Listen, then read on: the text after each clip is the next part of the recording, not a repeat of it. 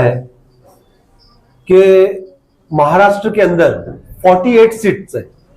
हम बीजेपी से तो उम्मीद नहीं कर सकते कि वो किसी मुसलमान को टिकट देगी, लेकिन हम कांग्रेस, एनसीपी, समाजवादी जो इंडिया अलायंस है उनसे उम्मीद कर सकते हैं कि मुसलमानों को टिकट दी जाएगी।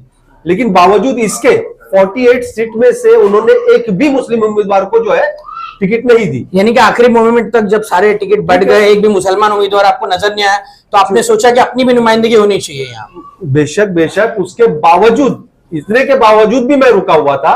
लेकिन जब मैंने देखा कि जो आवाज सदन के अंदर गूंजती है जनाब असदुद्दीन ओवैसी साहब की और इम्तियाज जलील साहब की, ये पूरी कौम नहीं बल्कि ये कह दो कि पूरी माइनॉरिटी के हक के लिए अंदर सदन में आवाज उठाते हैं, उनके सामने इंडिया अलायंस ने जब उम्मीदवार खड़े किए तो मैंने निर्णय किया कि मुझे लड़ना है, मैं मैदान खाली नहीं छोड़ूंगा। वो अगर हमारी आवाज दबाना चाहेंगे, एक साजिश करके उनके सामने उम्मीदवार खड़ा किया गया और उनको जो है सदन से बाहर निकालने की एक साजिश की जा रही है, तो मैं उनका ग्राउंड ओपन नहीं छोड़ूंगा।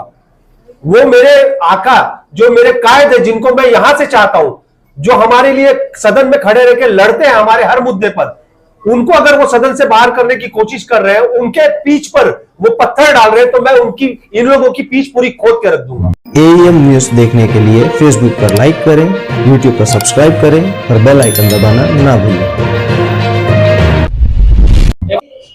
आज आपने प्रेस कॉन्फ्रेंस बुलाया है शहर के पत्रकारों को, और इस मौके पर आप क्या कहना चाहेंगे और आपने पत्रकारों को क्यों बुलाया है, क्या वजह है?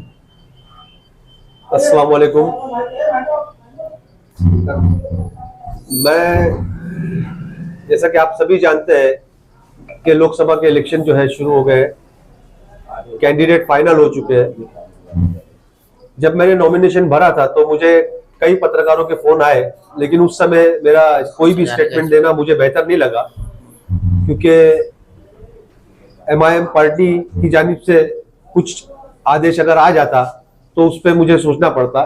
इसलिए मैंने नॉमिनेशन की डेट, वापस लेने की जो डेट थी, वो निकल जाने के बाद ही सोचा कि भाई प्रेस कॉन्फ्रेंस लेके जो भी आपके सवाल आते हैं उनके जवाब दिए जाए। इसलिए मैंने आज ये प्रेस कॉन्फ्रेंस बुलाई है। नफीस भाई, क्या आप जिस पक्ष में थे उस पक्ष के वरिष्ठों से चर्चा करके, मशवरा करके आपने ये नामांकन भरा था? जी, ऐसा माहौल है कि हमारे वरिष्ठ जो थे वो ऑलरेडी जो है उनके खुद के इलेक्शन में बिजी थे, तो उनसे कोई चर्चा तो नहीं हुई, लेकिन मेरी पूरी नजर उनके ऊपर थी कि वो क्या इशारा कर रहे हैं, उनका क्या डिसीजन होता है। मैं उस पर नजर जमाए हुए बैठा हुआ था लास्ट मोमेंट तक। नफीस भाई, आप किस पक्ष से खड़े, किस पार्टी से खड़े आप? मैं, हाँ, फिल वक्त तो मैं आजाद उम्मीदवार ही हूँ। आपने नामांकन भर दिया है जी जी। आपने क्या सोचकर, मतलब पार्टी में होते हुए भी आपने नामांकन भर दिया जी, तो आपने क्या तय किया, अपने आप से क्या फैसला कर पाए कि आपको चुनाव लड़ने की जरूरत पड़ी? ऐसा है कि जैसा आप सभी को पता है कि महाराष्ट्र के अंदर 48 सीट्स है। हम बीजेपी से तो उम्मीद नहीं कर सकते कि वो किसी मुसलमान को टिकट देगी, लेकिन हम कांग्रेस, एनसीपी, समाजवादी जो इंडिया अलायंस है उनसे उम्मीद कर सकते हैं कि मुसलमानों को टिकट दी जाएगी।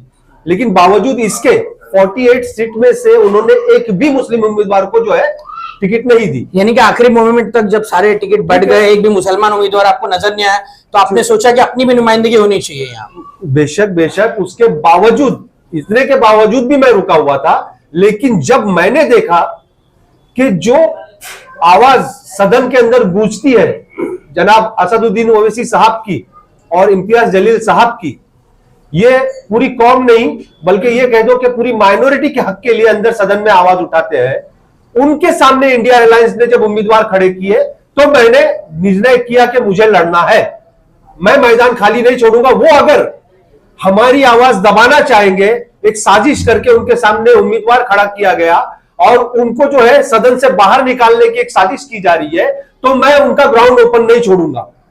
वो मेरे आका, जो मेरे कायद है, जिनको मैं यहां से चाहता हूं, जो हमारे लिए सदन में खड़े रह के लड़ते हैं हमारे हर मुद्दे पर, उनको अगर वो सदन से बाहर करने की कोशिश कर रहे हैं, उनके पीठ पर वो पत्थर डाल रहे हैं, तो मैं उनकी, इन लोगों की पीठ पूरी खोद के रख दूंगा। एक तरफ ये कहा जाता है, आका कौन है? मेरे, देखिए मेरे आका बोले तो ये एक मेरे वो है कि मुझे उनसे इतना लगाव है। असदुद्दीन ओवैसी साहब जो है, इम्तियाज जलील साहब जो है, मैं उनकी इतनी इज्जत करता हूं क्योंकि वाकई में वो दो बंदे ऐसे हैं जो पूरी हमारी कौम की और पूरी माइनॉरिटी की नुमाइंदगी सदन में बाकायदा पाबंदी से करते हैं। सदन में कोई भी एक टॉपिक अगर उठता है, एक तरफ ये कहा जाता है कि एमआईएम पार्टी जो है अपना उम्मीदवार नहीं खड़ा करेगी क्योंकि उनको ये लगता है कि लोग उनको ये कहते हैं कि वो बीजेपी की भी पार्टी है, लेकिन वहीं दूसरी तरफ भिवंडी से उम्मीदवार खड़ा कर दिया जाता है। जी क्या कहेंगे? देखिए ऐसा है कि जैसा मैंने आपको पहले बताया कि पार्टी भी जो है ना इंतजार कर रही थी। जब 48 में से एक भी सीट मुसलमानों को नहीं दी इन्होंने, देखिए पूरा मैदान खुला छोड़ा था असद साहब ने, सिर्फ गिनती की 3-4 सीट लड़ा रहे थे। पूरा मैदान जो है इंडिया अलायंस के लिए छोड़ दिया था कि आप लोग लड़ लो, लेकिन इंडिया अलायंस ने एक भी उम्मीदवार को, मुस्लिम उम्मीदवार को टिकट नहीं दिया 48 में से। दूसरा ये कि जो मुस्लिम उम्मीदवार जो नुमाइंदगी करते हैं वहां पे सदन में, जो प्रेजेंट ऑलरेडी एमपी है, रह चुके हैं, उनके भी सामने उम्मीदवार खड़ा करके उनको जो है सदन से बाहर करने की साजिश करी। आप कह रहे हैं कि इंडिया अलायंस ने नहीं दिया है मुस्लिम पार्टी, इकरा हसन खड़ी हुई है, अफजाल अंसारी, मुख्तार अंसारी की बेटी खड़ी हुई है, इसके अलावा महाराष्ट्र की बात चल रही है, मैं महाराष्ट्र की बात कर रहा हूँ। लेकिन नफीस भाई, जब ये फसाद की जड़ी खत्म हो जाती है, अगर एमआईएम खुद इंडिया अलायंस के साथ खड़ी होती, बीजेपी को दूरी रखना है ना सत्ता से, लेकिन ये पॉइंट क्यों छोड़ा उन्होंने? आपकी बात सही है कि बीजेपी को सदन से वहां से दूर रखना है, लेकिन अगर एमआईएम खड़ा करे तो उस पर यह तहमत लगती है कि वोट काटने के लिए खड़ा कर दी। बराबर, वोट काट रहे हैं ये लोग। अब नहीं खड़ा करे तो आप ऐसा बोल रहे हैं। जावेद सिद्दीकी को तो बी फॉर्म दिया था हमारे। जी, जावेद सिद्दीकी साहब को बी फॉर्म दिया गया, बॉम्बे में बी फॉर्म दिया गया, भिवंडी में बी फॉर्म दिया गया। नहीं, मेरा कांटेक्ट नहीं हो पाया क्योंकि मैंने एकदम सडनली डिसीजन लिया। मैंने ये डिसीजन जो है, लोकसभा चुनाव, इतना बड़ा क्षेत्र, इतना बड़ा इलाका, सिर्फ मुमरा में आप पत्रकार परिषद दे रहे हो, कल्याण लोकसभा है। हाँ, किस तो तरीके से आपकी रणनीति चलेगा? डमी तो नहीं है? नहीं, आपको मैं बता दूं आपकी जानकारी के लिए कि मेरा जो था, आज सारे मामलात मेरे क्लियर हो गए, पेपर वर्क वगैरह मेरा क्लियर हो गया, मेरे हाथ में निशानी आ जाने के बाद जो है मैं पहली प्रेस कॉन्फ्रेंस जो यहाँ पर ले रहा हूँ, और इंशाल्लाह बेफिक्र रहिए, डोंबिवली, उल्लासनगर, अंबरनाथ, मेरे जो क्षेत्र है सब जगह पर मैं जाना आना मेरा चालू है, सब लोगों से मेरा संपर्क है, और इंशाल्लाह आप लोगों को खुद दिखाई देगा। नफीस भाई ठीक है, आप निर्दलीय उम्मीदवार हैं, इंडिपेंडेंट जी, ठीक है।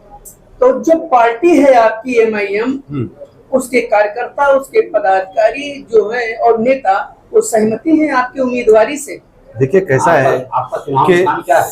एक घर में जो है ना, एक घर में दो सगे भाइयों की जो है सोच अलग होती है। बराबर, तो ये तो पार्टी है, ये तो पार्टी है, तो पार्टी के अंदर भी हो सकता है भाई दो। देखिए मेरे जो यहाँ के अध्यक्ष थे सैफ पठान साहब, उनकी सोच अलग है, मेरी सोच अलग है।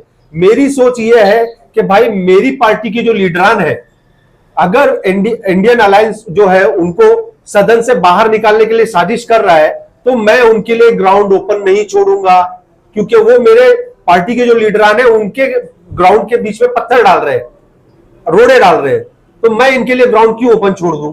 इसके लिए मैंने फॉर्म भरा। और रहा लोकल जो हमारे अध्यक्ष है सैफ पठान साहब, उनका जो फर्ज था उन्होंने वो निभाया, और मुझे कोई एतराज नहीं है, मुझे कोई अफसोस नहीं है, क्योंकि मैं जो है ना, उनकी सोच अलग है। उनकी सोच ये है कि भाई वो उनके सोच के हिसाब से उन्होंने मुझे निष्कासित कर दिया, लेकिन मेरी सोच ये है कि जो भी कोई हमारे कौम के लिए जो दो लीडरान, जनाब असदुद्दीन ओवैसी साहब और जनाब इम्तियाज जलील साहब, जो सदन में हमारे लिए लड़ते हैं, उनके लिए, उनके खिलाफ जो साजिश करेगा, मैं उनके खिलाफ रहूंगा।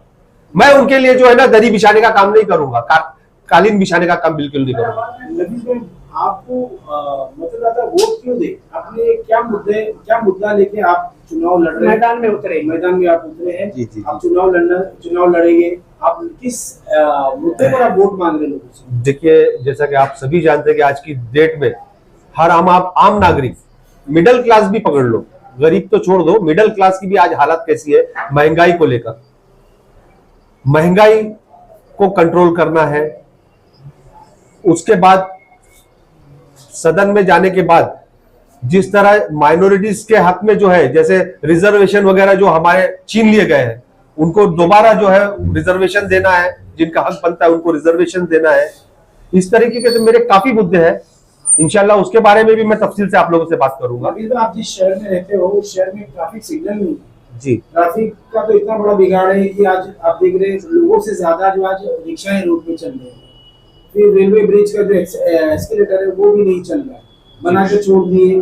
तो इस शहर के लोगों को जब सहूलत नहीं मिल रही तो शहर के लोग किस उम्मीदवार में भरोसा करें और कैसे करें?